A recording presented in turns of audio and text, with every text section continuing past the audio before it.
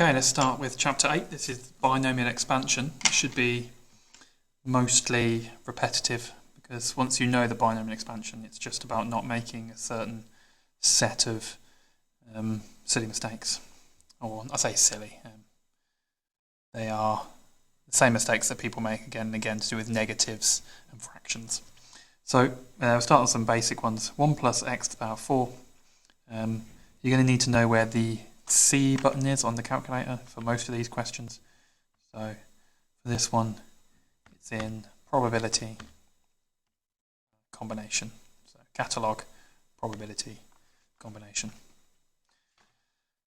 For these first ones, we're going to just, it's 1, 4, 6, 4, 1. I remember that one from the Pascal's triangle. But with some of the others, you will probably need to lower the brightness a little bit. Use the C button on the calculator, especially when it gets up to the larger numbers. You probably won't remember it from Pascal's triangle. Anyway, this one is going to be, it's written in a strange order, 1 plus x, but it's going to be 1 to the power 4 plus 4 lots of 1 to the power 3, x to the power 1, plus 6 lots of 1 to the power 2, x to the power of 2, plus 4 lots of 1 to the power of 1, x to the power of 3, plus 1 lot of x to the power of 4. The reason I'm doing it that way is because the first one and last ones, that's just 1 to the power of 4 and x to the power of 4. The ones in between, it's good to think of it as having 3 sections. The choose function section from Pascal's triangle, the first number to a power, and then, or the first term to a power, and then the second term to the power. And these two powers need to add up to 4. So, and this one decreases by 1 every time. So it goes 4, 3, 2, 1, 0. And this one increases by 1. So it goes 0, 1, 2, 3, 4. So this would be 1 plus 4x plus 6x squared plus 4x cubed plus x to the power 4. The reason, I mean, you don't really need that with this one because the 1 to the power of something is always 1. So you could just jump straight to the answer with that one. But with all the other ones that you're going to do, so like B, it's important to consider each of them. So 3 to the power 4, 4 lots of 3 to the power of 3, x to the power of 1, 6 lots of 3 to the power of 2, x to the power of 2, 4 lots of 3 to the power 1, x to the power of 3, and x to the power of 4. So it's just going to be repetitive. It's the same idea over and over again. The first one, you can probably just write it. With all the other ones, you want 3 parts to each term. The combination part, and the first term and the second term raised to powers which add up to the power, the overall power. So 4 times 27 is what, 108?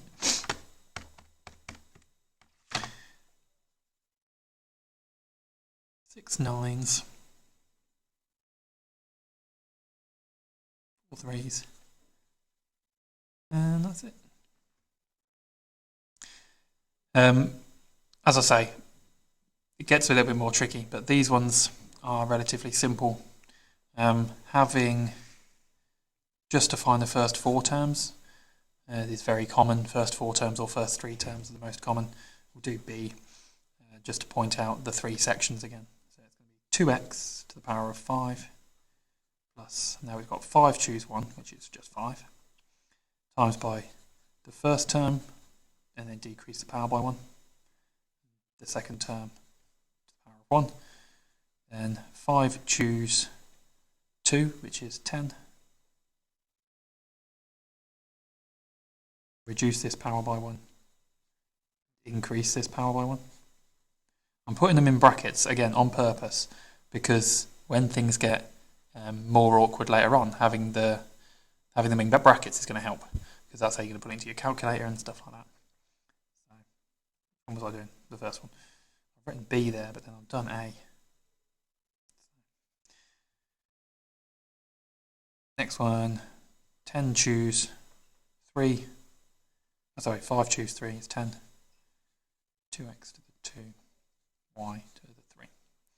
When you're expanding, just be careful because that's basically where everyone goes wrong. 2 to the power 5, x to the power 5. 5 lots of 2 to the power 4, so 16 times 5. Things that are easy to forget is raising this thing to the power, especially when it's a fraction. It's very commonly missed. 10 times 8, x cubed, y squared. 10 times 4, squared, y cubed. So, yeah, things to be wary of. Put brackets around it, and then when you do the expansion, or to the power, then make sure to raise both parts to the power. When it's a fraction, or when it's negative, right, always do it, all of it to the power. That's the easiest thing to get wrong. So, let's do one with a negative in, just the first 3 terms.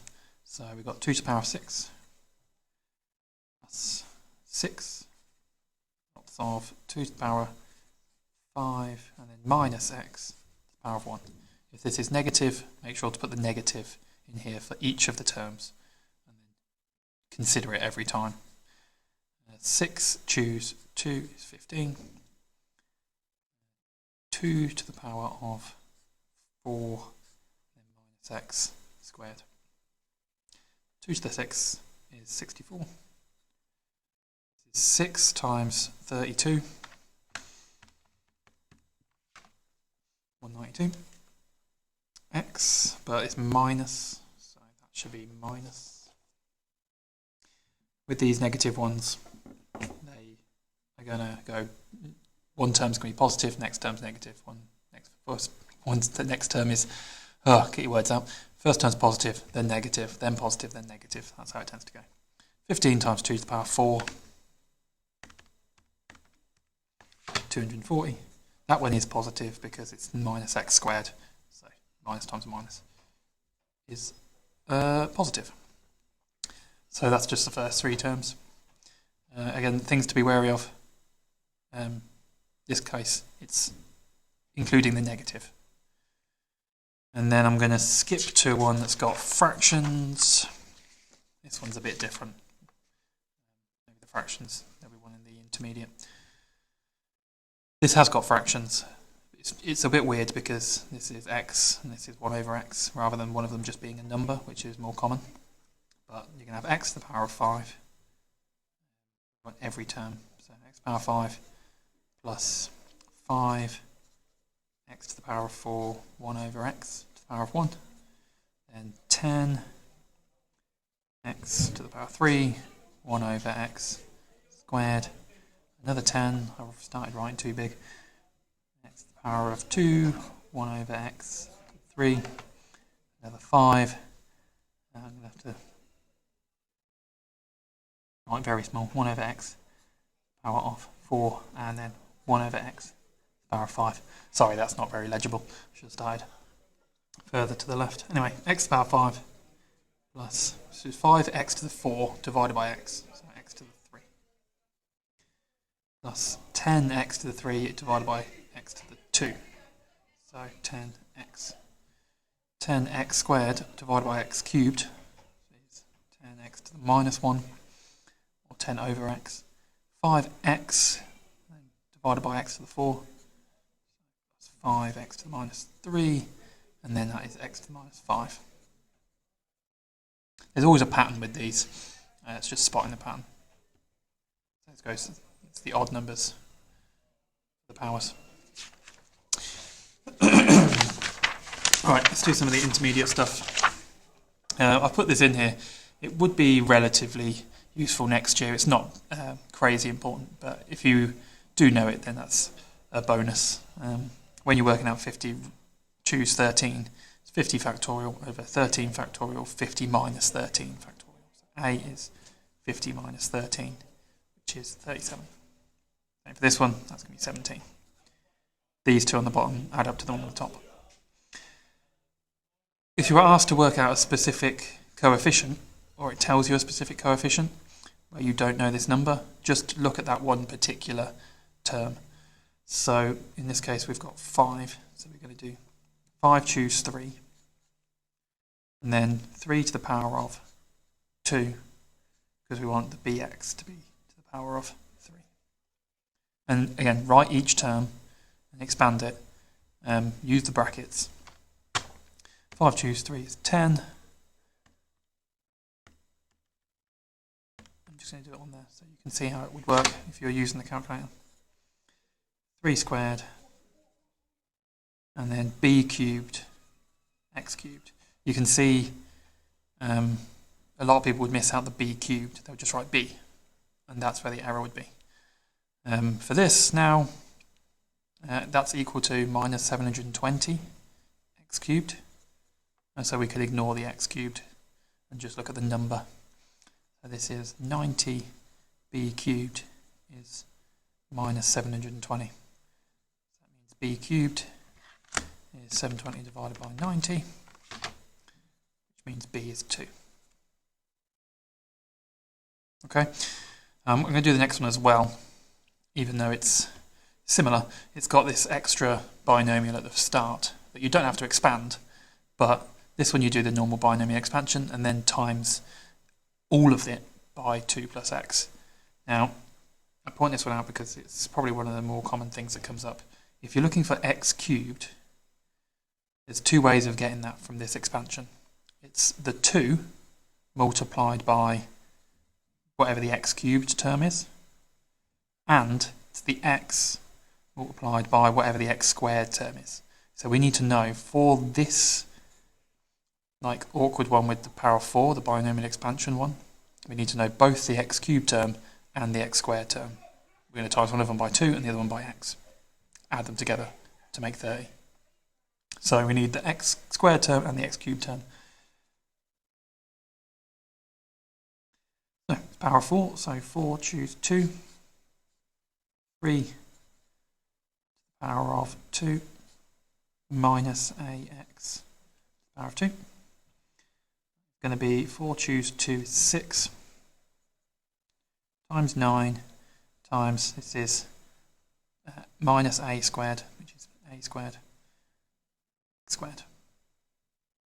Yeah, I don't need the x squared, that's going to be, this is going to be the number, and that's the x squared term. I'm going to work out the x cubed term as well. If you want to, you can just write out the whole thing for the expansion of 3 minus ax to the power of 4. There's only 5 terms, so it wouldn't be crazy. But 4 choose 3. 3 to the power of 1 minus ax to the power of 3.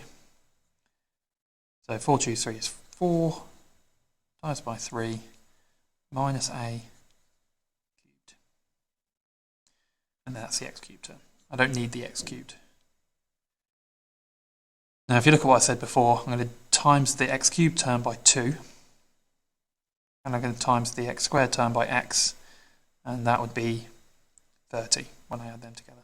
So I've got 54a squared, because that's the x squared term, times by x. Doesn't change the number, just changes the x. Plus, or minus, because it's minus here, 2 lots of that, so 24a cubed equals 30.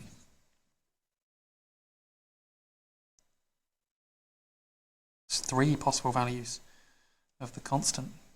So everything here is divisible by 6. Right? So 9a squared minus 4a. Oh, okay. No, wait a second, it's still awkward. Now I'm going to use my calculator for this. This is solving a cubic, but it's got a constant term, so it's not like an easy one to do. I'm just going to use my calculator to find it out. The other way of doing it would be using the factor theorem, but I cannot be bothered. So I'm going to do it this way. Minus 4, 9. There's no a term, so put 0 in. And then 5. Divided everything by 6, right? Yeah. 5 minus 5, because I need to move it to the other side.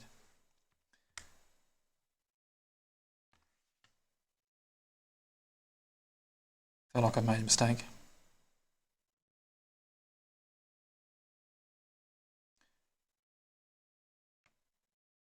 Because I really expected this to be a nice number.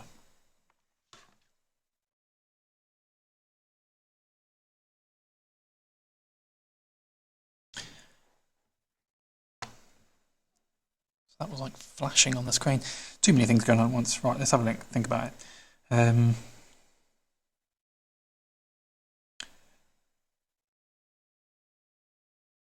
6, 9, a squared. That'll give me the x squared term. Times that by x. And then 4, 3, minus a cubed. Going to give me that, times that by 2, and you get 24 a cubed. It's possible that these are the right numbers. It's just they're normally whole numbers. If two of these come out to be imaginary, it's definitely wrong. But no, 1.906 and 1. Just 1. Could I have found the 1? It's like, yeah, I mean, I should have been able to find the 1 because 9 minus 4 equals 5. That should have been the obvious one. But then you'd have to divide by x minus 1 to get the other ones, to get the quadratic, and then that doesn't solve nicely. If you can see my mistake, then by all means let me know. But I'm going to go with those are the answers. It makes sense to me. Maybe I'll check it after I finish this.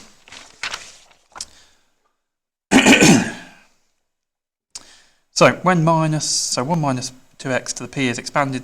It's another one where they give you the coefficient and you've got to work out the unknowns and then work out some other coefficients. It's going to be a similar idea. You want to look only for the x squared term, so it's p choose 2. 1 to the power of p minus 2. Fortunately, that's a nice easy thing. It's just going to be 1. And then minus 2x to the power of 2 equals 40x squared. Now p choose 2, this actually you would need to use the factorial notation, so it would be p factorial over 2 factorial p minus 2 factorial. 1 to the power of anything is 1. This is 4x squared. So actually it's not been too bad, because if I divide by 4x squared, this just ends up being 10, and that's one of the ones I know from Pascal's triangle. So p choose 2, without maybe using this, is 10. So that means that p is 5. That's because I know that 5 choose 2 is 10. If you didn't know that, it would probably just be easier to write out the Pascal's triangle until you get to the second one being 10. It wouldn't take you very long. If it was a bigger number, there is another way of doing it, but it's more year 13. This is where you should just write out Pascal's triangle, and then it's that one. So it's the 5th row, if you count that as a 0th row. The coefficient of x and x cubed, you just put the value of 5 in and do the expansion. Like the value of 5 for p, and then do the expansion. A lot of these are going to be very similar.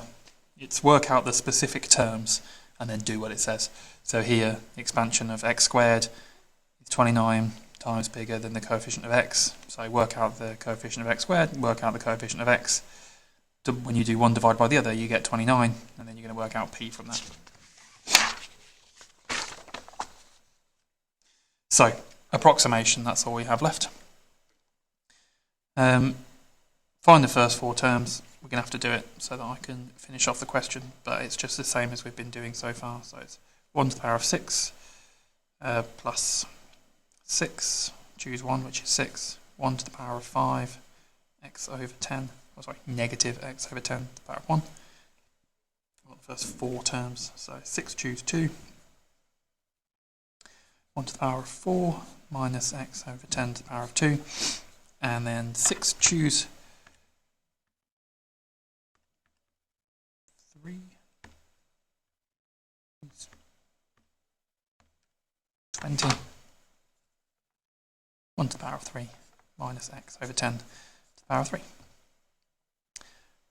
So that is 1 minus 6 over 10 x plus 15 over 100 x squared plus minus 20 over 1000 x cubed. So things to remember here, definitely the minus means that it goes minus, plus, minus. And then also that the over 10 gets to the power of 1, then to the power of 2, then to the power of 3, and include that. So that should increase. We can simplify that if we want to. So that's 1 minus 3/5 of x plus, what's that, 3/20 of x squared minus 1 over 50. Yeah. Now comes the approximation thing. So if you want to approximate a value for this, the way to do that is firstly to set that equal to the bracket. You notice that this says 0.99 to the power of 6, and then this says something else to the power of 6. So the thing that's inside the bracket is equal to 0.99. So 1 minus x over 10 is 0.99. So the first thing you want to do is work out what x is. So let's times everything by 100 to get rid of the fractions and the decimal. So 100 minus 10x equals 99, which means that x is 0.1. Now the smaller the value of x, the more quickly you're going to get a good approximation. Sorry,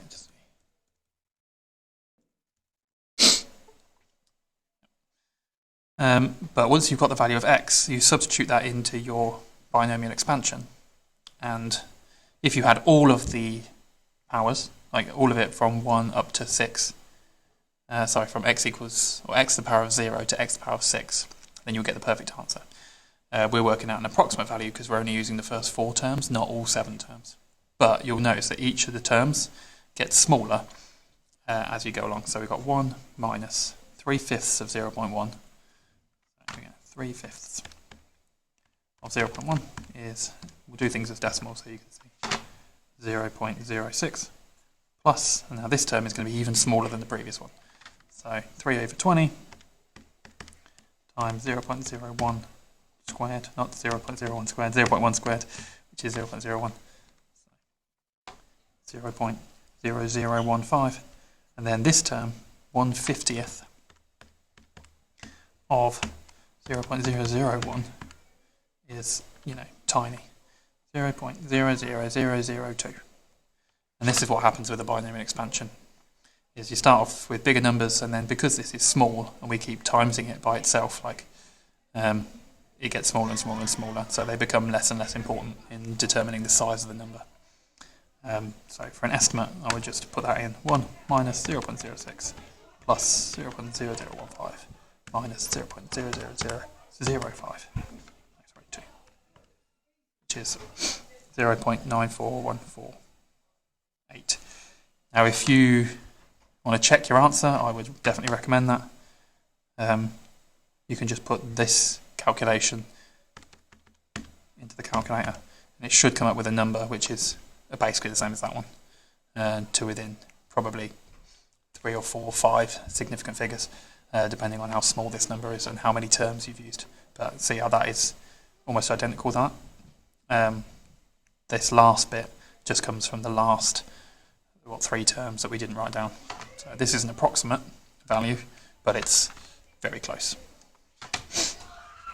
Similar thing for that one. Yeah. Put 2.1 equal to that, find the x value, substitute it in. Okay, I think that is basically it. I don't think there's anything really extra that comes from these questions. It's going to be doing binomial expansions. You see how this one's 4 marks and this one's 1. The only difference there is the alternating plus minus for the second one. Yeah, write this binomial expansion. Sometimes it's just write the binomial expansion. Sometimes it's awkward because it's got fractions or negatives. Sometimes it's even more awkward because they're even more awkward fractions. But just take your time, write them out clearly, and make sure you're putting it into the calculator. Include the minuses, include the fractions when you raise it to the power, and you should be okay with practice. These ones are slightly more complex because you don't know what the letter is, but find the x squared term in terms of b, find the x term in terms of b, and because you know one's twice the other, you can work out what b is. It's just an equation. Same thing here. You've got x squared, you've got x. We did things that were very similar. Same thing here. You've got an unknown, but then it tells you what the x squared is. So find the x squared in terms of a, put it equal to 525, and then solve. I don't think anything is different. There's a little bit of, I think that's the only question that ever came up. B would be 36. And then work out these two after you got it. It's just going to be 40 choose 4 and then 40 choose 5. Yep, everything else is just the same thing as we've done already. So, that's that one. Thank you very much.